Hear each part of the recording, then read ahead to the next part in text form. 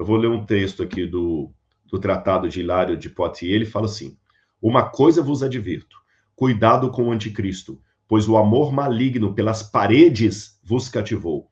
Vocês veneram erroneamente a igreja de Deus em telhados e edifícios. Nestes, erroneamente encontram o nome da paz. Não é paradoxal que nestes se assentará o anticristo? Para mim, montanhas, florestas, lagos, prisões e abismos são mais seguros, pois os profetas, quer habitando nestes, quer sendo mergulhados nestes, profetizaram no Espírito de Deus. Então, a interpretação de Hilário de Poitiers, que eu até tenho aqui o texto latino dele na Patrologia Greca de Mini, ele faz essa referência. Depois, na Idade Média, você tem alguns autores como João Damasceno, Pedro Venerável, Ricardo de São Victor e até o Lutero, trabalhando com a hipótese que o anticristo poderia ser um líder muçulmano. Lutero disse assim: o Papa é o anticristo, e o turco muçulmano é o seu braço direito. Depois eu vou falar da posição de Lutero sobre o Papa.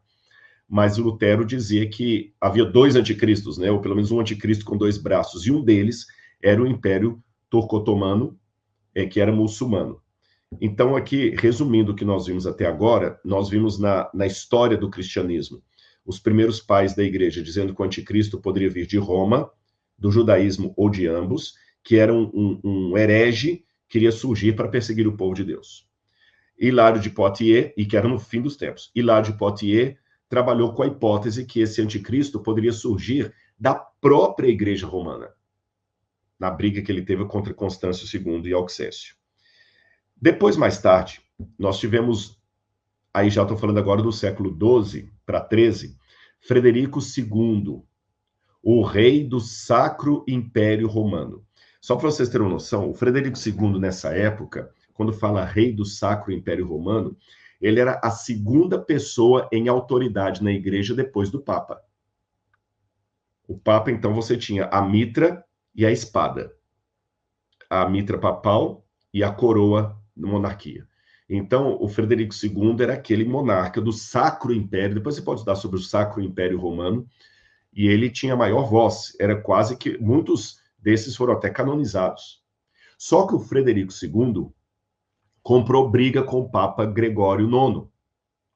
E o Papa Gregório IX escreveu numa bula que Frederico II era a besta do Apocalipse, ele era o anticristo.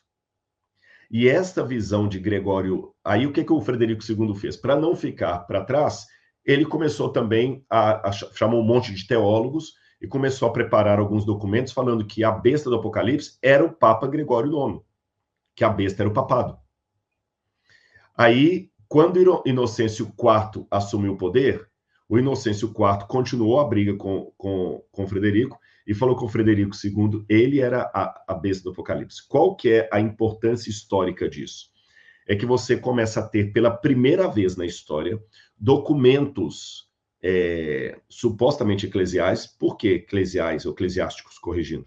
Porque Frederico II falava também com força eclesiástica, que ele era o rei do Sacro Império, que, de acordo com a crença da época, era Deus que elegia esse rei. Então, quem elegia o rei do Sacro Império Romano era Deus, e quem elegia o Papa também era Deus. Então, os dois falavam em nome da igreja, embora, é claro, o Papa tenha maior preeminência. Lembra que eu falei que o Frederico II, eu falei Frederico Sábio aqui, se eu falei Frederico Sábio, corrija, tá? Frederico Sábio era lá da época de Lutero. Esse aqui é Frederico II. Esse rei, ele não estava em pé de igualdade com o Papa, ele era inferior ao Papa, mas era a segunda voz mais importante de toda a Europa. Aí você tem agora, no século XII, alguém explicitamente dizendo: o anticristo é o rei católico cristão. E o rei católico cristão dizendo: o anticristo é o Papa.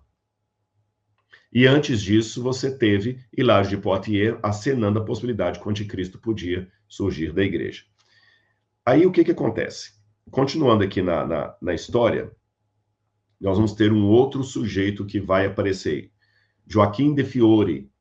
O Joaquim de Fiori, ele escreveu muito sobre escatologia cristã e sobre o anticristo. Eu não poderia falar de um anticristo eliminando o Joaquim de Fiori. E ele formulou visões sobre as sucessivas perseguições e ele falou de vários anticristos. O Joaquim de Fiori, ele não apontou apenas um anticristo, ele falou de vários que assumiram esse papel na história.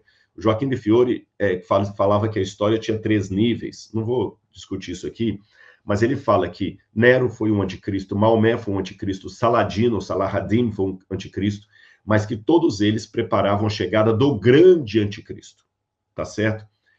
Só que o Joaquim de Fiori negava que ele seria um judeu da Babilônia.